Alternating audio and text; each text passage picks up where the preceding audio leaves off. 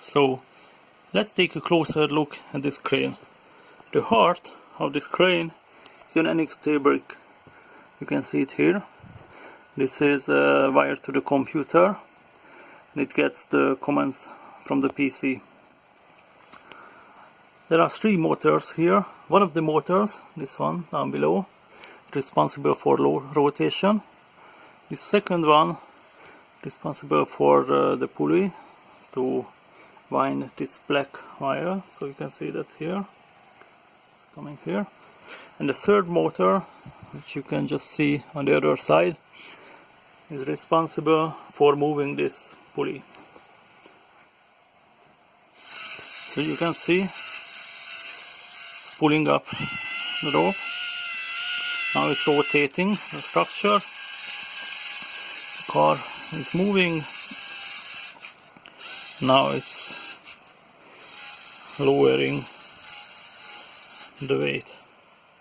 You can see the camera here. The camera is looking down at the crane, and here we have our special Arduino markers, which are easy to pick up for OpenCV. There is a program running under Lego NXT brick, and I have developed this with BrickX Command Center. This software lets me develop in a C-like language, and there's just a bit of program here. So I've created a function here, go to position, which takes an angle and a distance as an argument, and it calculates the number of rotations the motors must move for the crane. There's another one called Go to Z, and this is used for lowering and raising the hook. Now if you look at this main task, this is the main loop. So all this does is it listens to a message from the PC with this receive message. Once it gets a message with a degrees, an angle and a distance, it then moves the crane to the position. Before that, of course, it raises the hook and then lowers it. It waits for 3 seconds and then finally moves the crane back to the starting position.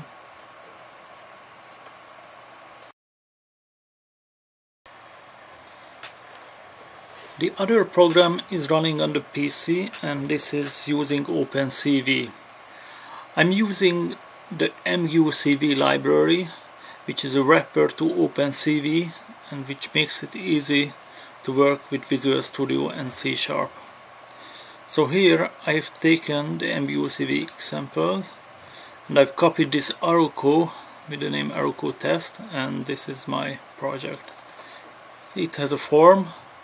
Form has a few image areas for the webcam image and the transform image. It also has a go to location button.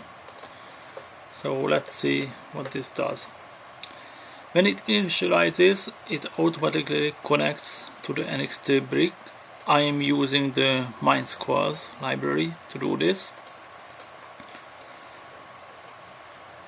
And then I'm defining some points for the perspective transform here. And the main processing is done in this process frame method.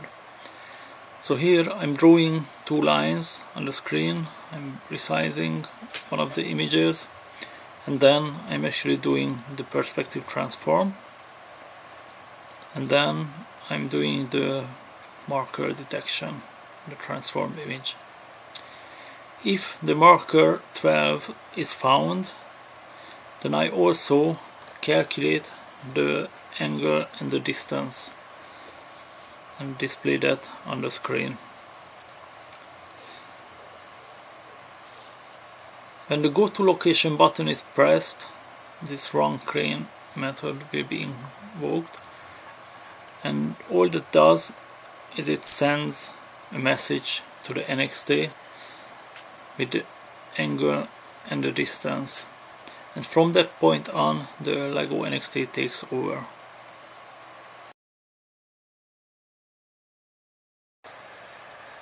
Okay, so let's see it in action. If I move this marker, you can actually see that it's detecting the new positions every time I move it. If I press on this go to location,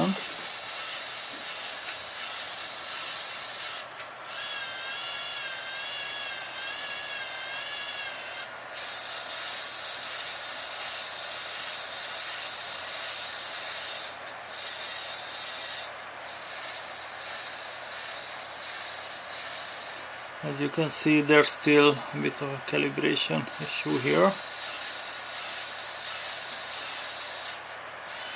Now it's returning to the original position.